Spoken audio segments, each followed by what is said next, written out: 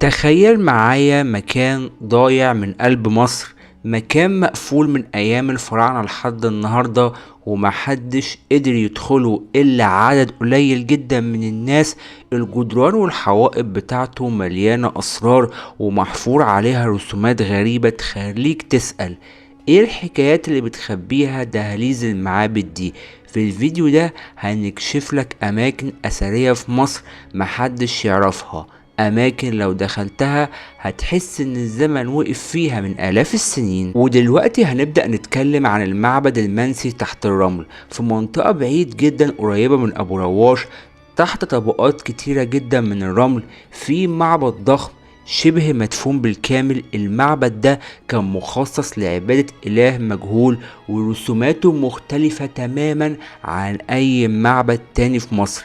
بس المثير أكتر إن المستكشفين الأوائل للمعبد ده سجلوا في المذكرات بتاعتهم إن هما شافوا نقوش غريبة موجودة على الحيطان بتاعة المعبد.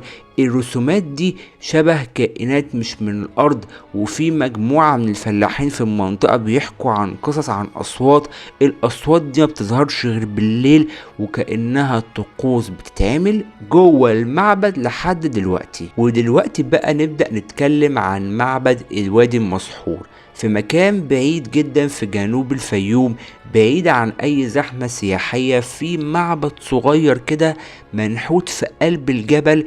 المعبد ده مش موجود على الخرائط السياحية، وعدد الناس اللي شافوه من بره او لاحظوه يمكن يتعدوا على صوابع الايد الواحدة، بسبب ان المهندس اللي نحت شكله شبه الجبل بالظبط. فالعين من الصعب ان هي تفرقه من بعيد. المعبد والجبل كأنهم حرفيا حاجة واحدة.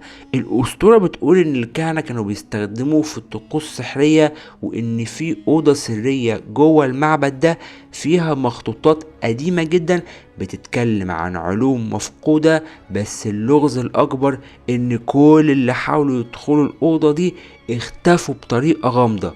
بس هل ده حقيقي ولا دي مجرد خرافات؟ ودلوقتي بقى نبدأ نتكلم عن معبد اللعنات في واحدة داخلة بعيد جدا.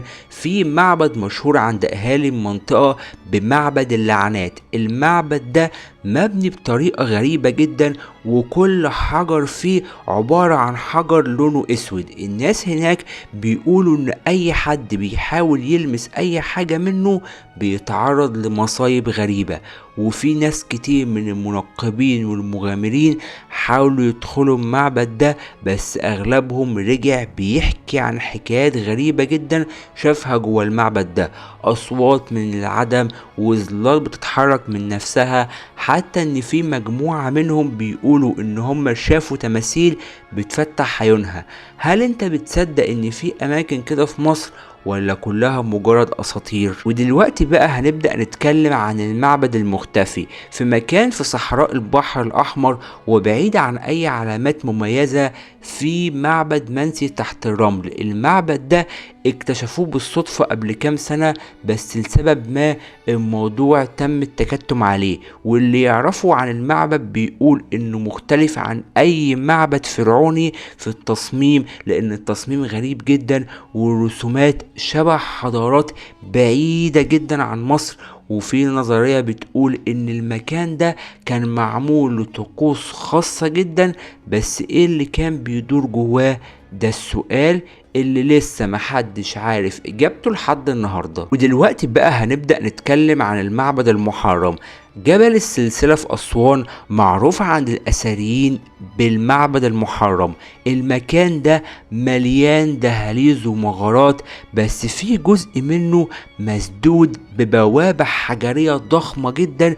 والبوابة دي مش بوابة جديدة، لا، البوابة دي موجودة من أيام الفراعنة ولحد دلوقتي محدش قدر يفتحها.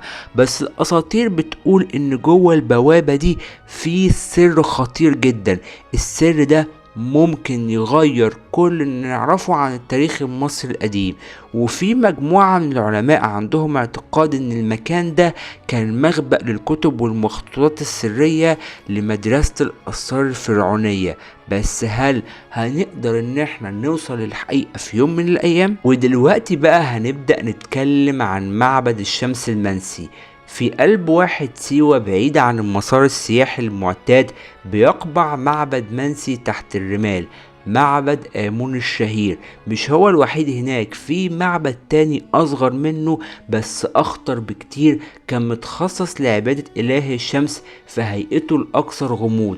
بس اللي يعرف المكان ده بيقول إن الحيطان بتاعته متغطية بنقوش غريبة بتظهر إله الشمس، وهي بتحمل رموز مش موجودة في أي مكان تاني.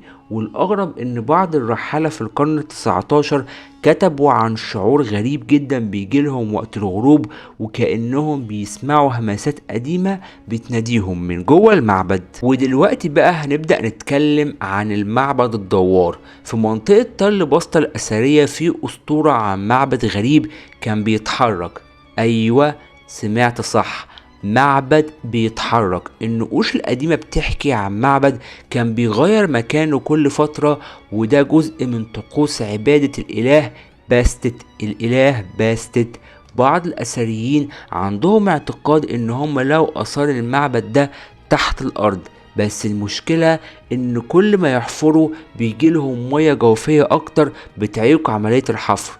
وفي ناس من كبار السن في المنطقة دي بيعملوا حركات غريبة لما بيتكلموا عن المكان ده، وكأنهم عارفين حاجة مش عايزين يقولوا عليها. ودلوقتي بقى هنبدأ نتكلم عن معبد الظلال في منطقة وادي النطرون، وبعيد جدا عن الأديرة المعروفة. في آثار لمعبد قديم كان متخصص لعبادة قوى الظلام عند الفراعنة.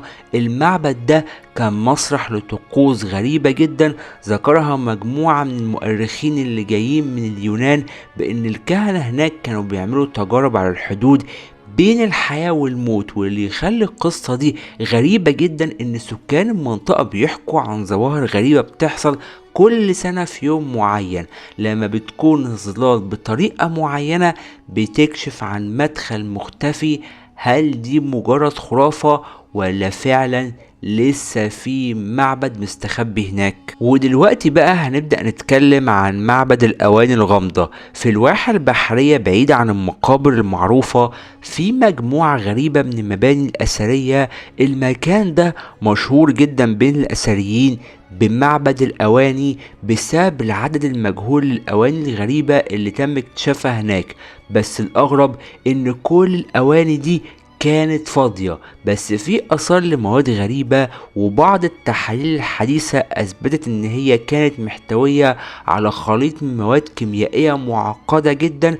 والعلماء لسه بيفكروا هل كان المكان ده معمل سري، ولو هو معمل سري كان معمل لتحضير ايه بالظبط. ودلوقتي بقى هنبدأ نتكلم عن المعبد النجمي في منطقة بعيد جدا جنوب سيناء. في آثار غريبة بتوضح ان كان في معبد مبني بطريقة هندسية محترفة ودقيقة جدا.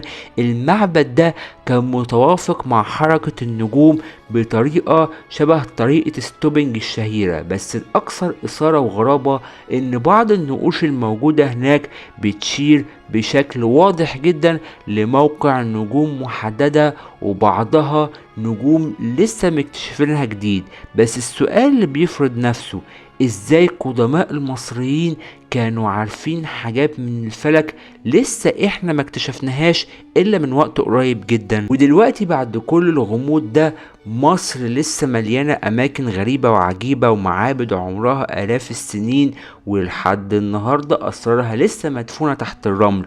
وكل حجر فيها بيحكي لك قصة، وكل جدار بيستخبى وراه لغز جديد. بس هنا بقى السؤال، هل انت مستعد تخش في دهاليز التاريخ وتكتشف اسرار جديدة؟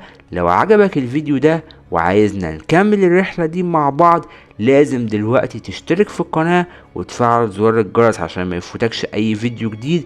وكمان شارك الفيديو ده مع اصحابك اللي بيحبوا الالغاز والغموض، وخليهم يجوا عشان يكتشفوا معانا اماكن في مصر محدش يعرف عنها حاجة. الرحلة لسه مكملة والأسرار أكتر.